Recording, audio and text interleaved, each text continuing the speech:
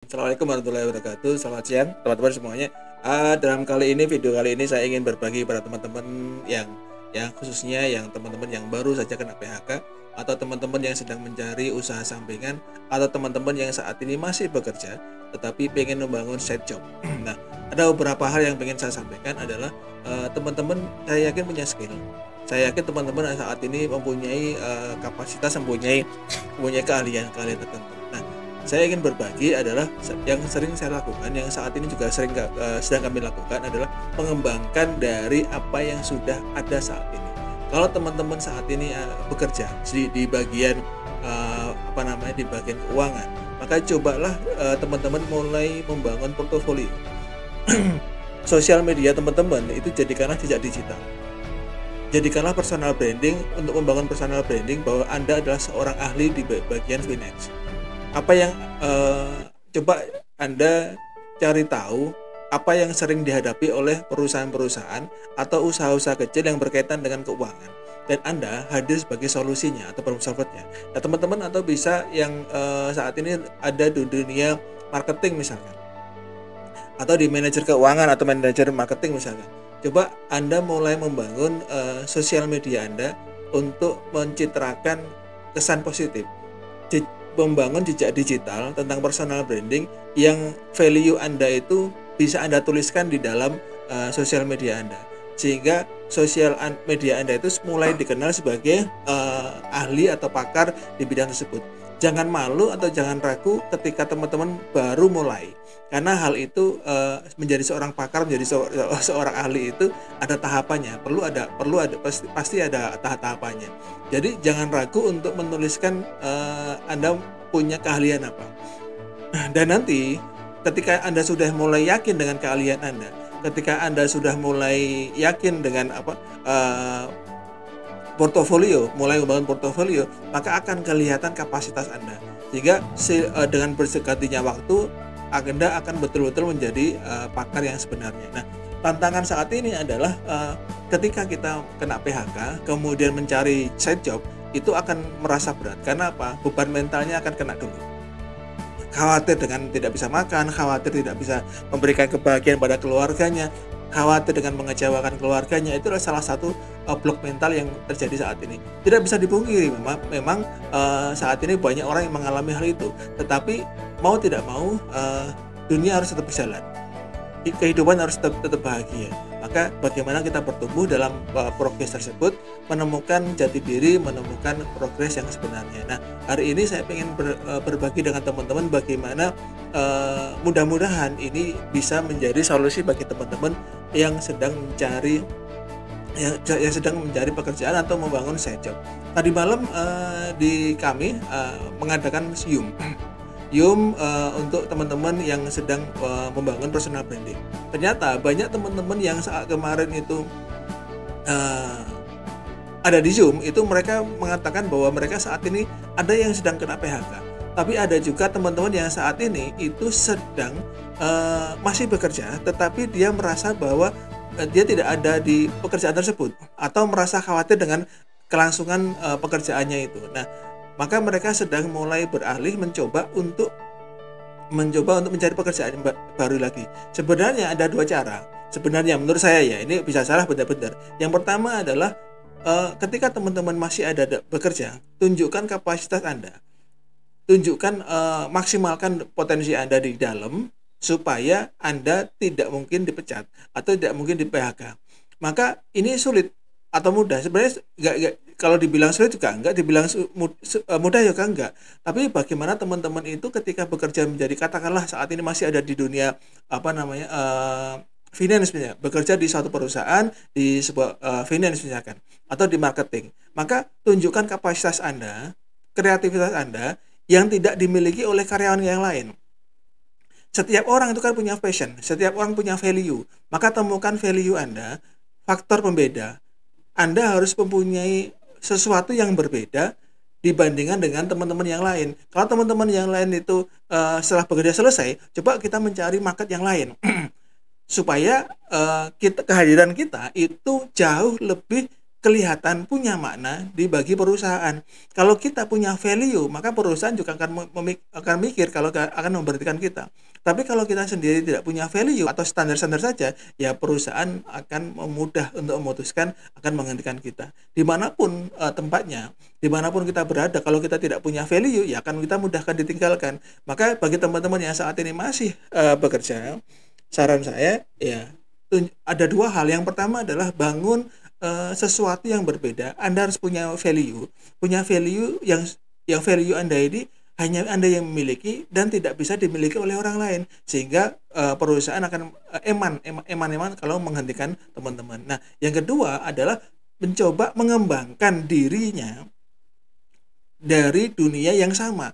Kalau Anda saat ini fokusnya dalam marketing atau fokusnya pada finance, cobalah membangun personal branding supaya kelihatan itu Anda ahli di bidang marketing atau ahli di bidang finance. Supaya apa? Supaya nanti Anda punya job-job di luar jam kerja yang sudah ada untuk mendapatkan job-job yang lain. Maka mulai dari sekarang, kalau nanti job-job di luar itu sudah mulai jalan, kemudian hasilnya lebih besar dari yang saat ini, maka Anda bisa resign. Tapi jangan melakukan resign dulu ketika Anda belum mendapatkan sesuatu yang berbeda. Tapi kalau saat ini sudah terlanjur di PHK, maka ya Anda sudah harus melakukan sesuatu yang dimulai dari sekarang. Nah, ini merupakan harapan baru bagi teman-teman yang kena PHK atau sedang mencoba mencari side job. Nah, mudah-mudahan ini menjadi solusi atau menjadi bagian dari perjalanan teman-teman. Nah, yang pertama adalah bagaimana kita membangun harapan baru setelah kita kena PHK atau sedang membangun side job. Yang memang realitas saat ini adalah ketika di PHK itu menjadi tantangan tersendiri yang harus kita hadapi. Banyak yang kehilangan pekerjaan tanpa persiapan atau sulit mencari kerja baru dalam kondisi ekonomi yang tidak menentu. Itu kan kondisi saat ini seperti itu, Pak. Maka tidak heran ketika saat ini ada hashtag kabur aja dulu gitu. Nah, saya lebih cocok jangan kabur aja dulu, tapi kerja remote aja dulu. Lebih bagus, lebih menguntungkan. Saya akan bercerita kepada teman-teman bagaimana kita bekerja remote itu jauh lebih menantang, jauh lebih menguntungkan daripada yang ada saat ini gitu. Nah, kemudian banyak teman-teman yang merasa kehilangan arah atau kurang percaya diri sehingga bingung dalam mulainya itu harus dari mana gitu. Nah, harapan saya video ini bisa membuat teman-teman tahu mulai dari mana dan harus bagaimana. Inilah step-step yang harus kita lakukan. Nah, kemudian adalah teman-teman bisa memanfaatkan peluang kerja secara online atau remote. Nah, saya menyarankan kepada teman-teman, ayo kita kerja remote aja daripada kabur aja dulu, karena banyak peluang yang bisa kita harapkan. Ketika teman-teman itu kerja remote, kita punya waktu yang berbeda. Kemudian kita bisa lebih dekat dengan keluarga, dan paling utama adalah kita bisa membangun daerah kita sendiri. Kalau kita kabur aja dulu, yang kita bangun adalah negara lain atau yang kita bangun adalah tempat lain. Tapi kalau kita remote aja dulu, kita tetap bisa berkarya di daerah kita sendiri, walaupun marketnya kerjaannya ada di luar negeri. Itu salah satu yang saat ini menjadi tuntutan. Saat ini saya banyak belajar dengan teman-teman saya di nafkahonline.com, saya belajar tentang Etsy, saya belajar di RWID untuk belajar untuk remote job. Itu salah satu bagaimana saya mengupgrade diri dan menemukan komunitas, karena kita tidak bisa belajar sendiri gitu. Teman-teman sekarang melihat video saya, tetapi teman-teman harus mulai membangun komunitas, harus mulai menemukan komunitas. Nah, itulah kenapa saya membangun grup, itulah kenapa saya juga belajar untuk membangun komunitas, karena kita itu perlu, setiap orang pasti punya guru, setiap orang pasti memerlukan guru untuk bertumbuh. Begitu juga dengan saya, begitu juga dengan teman-teman. Nah, ini adalah salah satu beberapa step yang biasanya saya kerjakan. Yang pertama adalah menemukan passion atau keahlian. Menemukan passion ini adalah seperti ini. Sebentar. Oke. Nah, menemukan passion ini adalah keahlian yang bisa diuangkan. Jadi keahlian kita itu bisa menjadi sumber income. Nah, yang pertama seperti yang tadi saya sampaikan di awal adalah kenali diri Anda. Anda ini pengen fokus kemana? Pengen punya keahlian di mana? Kalau teman-teman ini fokusnya ke marketing, ya marketing yang dikembangkan. Kalau teman-teman pengen menulis, coba dikembangkan secara dalam tulisannya. Jadi jangan menganggap enteng skill yang Anda miliki. Saya kemarin punya studi kasus itu, ada teman saya yang hanya bisanya Excel ya, nata Excel. Ternyata itu di luar negeri ada virtual assistant yang tugasnya ya salah satunya untuk Excel. Memang tidak mudah, tetapi ternyata marketnya ada, income-nya juga ada. Maka itu adalah sesuatu yang bisa lakukan. Ada teman saya bahkan saudara saya paling dekat ya, itu punya keahliannya apa? Canva. Dia bisa desain Canva gitu loh. Ternyata untuk desain presentasi model Canva itu di sini harganya berapa, tapi itu di luar negeri harganya luar biasa. Itu salah satu yang menjadi peluang yang bisa kita lakukan. Yang kemudian kita tidak perlu ahli, cukup bisa dan mau belajar untuk memperdalam. Yang kedua adalah bagaimana kita mempelajari peluang yang ada. Kita belajar freelance di Upwork, di Fiverr, Sleepybuller atau tempat lain. Itu bisa kita lakukan. Ini step by stepnya yang bisa kita kerjakan.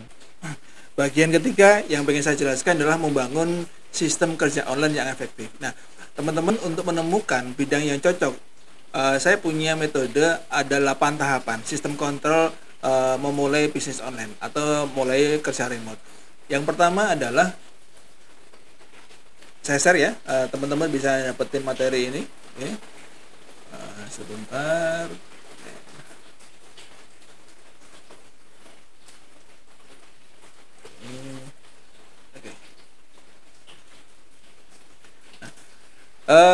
Ada lapangan tahapan teman-teman membangun sistem kerja online. Yang pertama adalah tentukan media online-nya. Nah, teman-teman ini kenapa perlu menentukan media online-nya adalah mau fokus di konten yang mana? Blog, YouTube, sosial media, atau paid traffic, atau iklan, atau menggunakan marketplace. Nah, saran saya adalah dalam menentukan media online ini adalah kalau ke teman-teman ini mau mulai kerja remote atau di luar negeri, maka yang prioritas yang teman-teman gunakan adalah LinkedIn, Medium, kemudian YouTube. Kalau teman-teman punya budget, teman-teman bisa membuat website tersendiri. Website tersendiri itu website domain itu sekitar 140 ribuan, hosting kurang lebih 300 ribuan lah, 300 ribuan itu sudah bisa. Teman-teman bisa membeli di rumahweb.com, itu sudah saya nggak punya affiliate ya, di rumahweb.com itu termasuk murah dan cukup bagus, bisa teman-teman gunakan untuk membangun website. Jika modal 700 ribuan Anda teman-teman sudah bisa membuat website tersendiri, atau teman-teman bisa membuat blog di WordPress atau di Blogspot. Nah, kemudian setelah teman-teman menentukan media online-nya adalah teman-teman menentukan strateginya. Anda bisa melakukan yang namanya breakdown strategi. Teman-teman bisa menentukan target kerjanya, klien dari mana, jualan produknya apa, jasa apa yang teman-teman lakukan. Nah, untuk yang berkaitan dengan jasa, ini saya harapkan adalah teman-teman fokus pada jasa atau skill yang ada saat ini. Jangan keluar dari skill yang ada. Kalau teman-teman kemarin di finance, coba kembangkan di finance. Kalau teman-teman bisa Excel, coba kembangkan dari Excel tadi. Jangan minder dengan Excel, bahwa Excel itu potensinya besar loh. Dengan keahlian Excel itu potensi marketnya besar. Di remotework.upwork.com itu teman-teman bisa mendapatkan peluang-peluang yang besar dari skill Excel. Atau teman-teman punya skill Canva misalkan, itu peluangnya cukup besar. Maka hari ini misalkan teman-teman saya membangun kelompok tersendiri, teman-teman yang punya keahlian desain, teman-teman yang punya keahlian di UI UX, misalkan ke desainer, yuk kita bergabung. Saya punya komunitas yang pengen saya kembangkan, fokus ke dalam UI UX dan desainer. Nah, kemudian setelah teman-teman melakukan breakdown strategi, ada namanya breakdown SDM. Nah, SDM ini sebagai contoh bahwa teman-teman itu pengen bangun tim atau dikerjakan sendiri.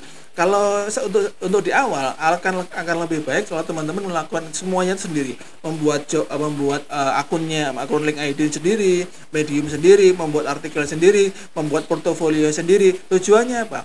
Ketika teman-teman mulai membangun portofolio, maka teman-teman tahu mana yang paling bagus, polanya yang paling cepat yang mana, kemudian caranya bagaimana, teman-teman akan memahami. Maka akan lebih baik dalam progres breakdown strategi ini, breakdown SDM ini, teman-teman melakukan itu sendiri. Ketika sudah ketemu polanya, ketika sudah mulai ada hasilnya, boleh teman-teman mulai membangun timnya. Yang ketiga adalah teman-teman breakdown to-do list-nya. Buat perencanaan harian, mingguan untuk menjaga produktivitas. Teman-teman bisa menggunakan Notion, nanti saya jelaskan di belakang. Adalah untuk membuat breakdown to-do list ini, teman-teman membuat perencanaan apa yang perlu dilakukan hari ini, kemudian 1 minggu, per hari, per minggu, per bulan itu apa yang perlu dikerjakan. Itu salah satu yang membuat langkah-langkah kita ini akan mudah. Kalau teman-teman tidak membuat breakdown to-do list, maka teman-teman tidak akan bisa konsisten. Untuk tahap awal ini, maka teman-teman perlu belajar. Satu, fokus, konsisten, dan komitmen. Ini 3 hal ini gak bisa ditawar. Teman-teman dalam membangun portofolio itu juga harus 3 hal ini, termasuk ketika nanti teman-teman mulai mendapatkan job, sama, konsisten, ada komitmen. Karena kita ketika sudah berhubungan dengan market, ketika sudah menghadapi dengan klien, itu beberapa hal itu nggak bisa ditawar lagi. Ketika 2 hari selesai, ya harus selesai gitu kan.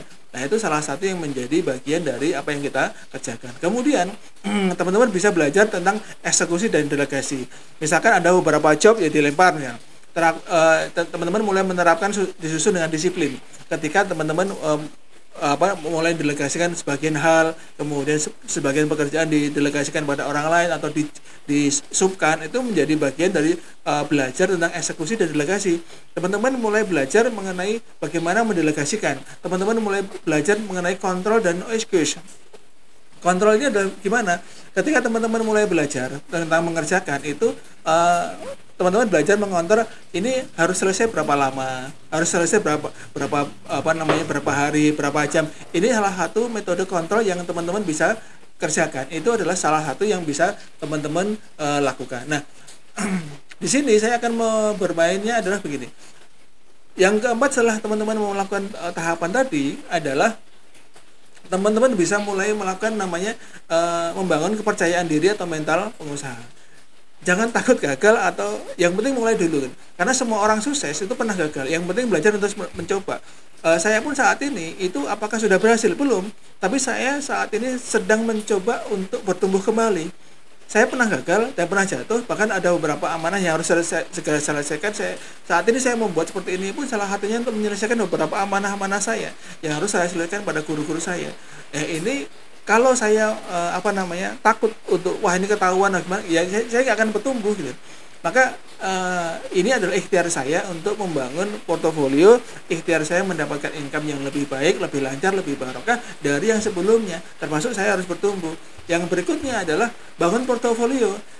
Kalau tadi saya menyampaikan membangun kepercayaan diri, jangan takut gagal, mulai dulu aja. Yang kedua adalah bangun portofolio, bangun reputasi. Cara mendapatkan klien pertama adalah membuat portofolionya. Teman-teman mulai menawarkan jasa ke teman atau mencoba proyek ke beberapa plafon tadi, ya, seperti remote artwork atau remote gitu. Kemudian yang ketiga adalah bangun konsisten dan disiplin.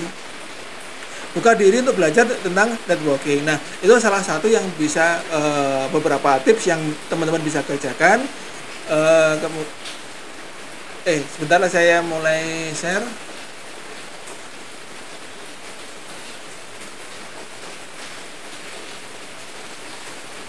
Ini sebentar.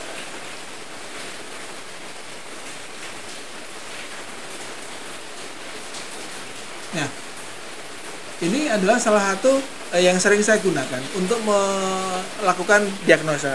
Teman-teman memerlukan tools ini untuk mempermudah mengetahui apa sih yang perlu kita kerjakan untuk membangun portofolio. Kemudian teman-teman bisa belajar menggunakan Notion. Ini contoh ini ya, Notion ya. Ini Notion. Ini adalah Notion yang saya gunakan untuk membangun untuk menciptakan Notion.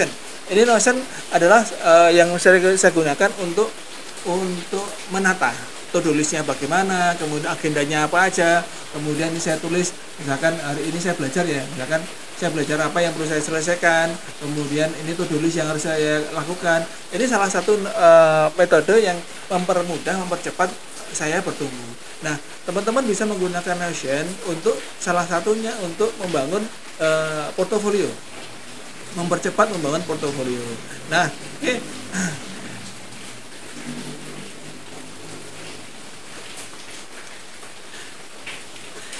terakhir closing statement yang perlu saya lakukan adalah begini. Saya sampaikan kepada teman-teman adalah langkah awal yang bisa dilakukan hari ini. Yang pertama adalah pilih skill yang bisa dikembangkan. Bisa menulis, desain, finance, coding, atau social media, atau Excel. Itu silahkan dipilih skill yang teman-teman kembangkan. Yang kedua adalah silakan membuat, teman-teman bisa membuat platform freelance yang untuk membangun portofolio, bisa di Upwork, kemudian freelance, Turbulence, misalkan Turbulence itu salah satu yang bisa teman-teman kerjakan. Kemudian terapkan metode kerja yang efektif dengan 8 tahapan tadi. Teman-teman bisa menggunakan 8 tahapan tadi untuk membangun portofolio. Yang keempat adalah jangan menyerah, setiap usaha kecil pasti akan berdampak besar di kemudian hari. Insya Allah demikian dari apa yang saya sampaikan hari ini. Sudah dan jajak lero. Assalamualaikum warahmatullahi wabarakatuh.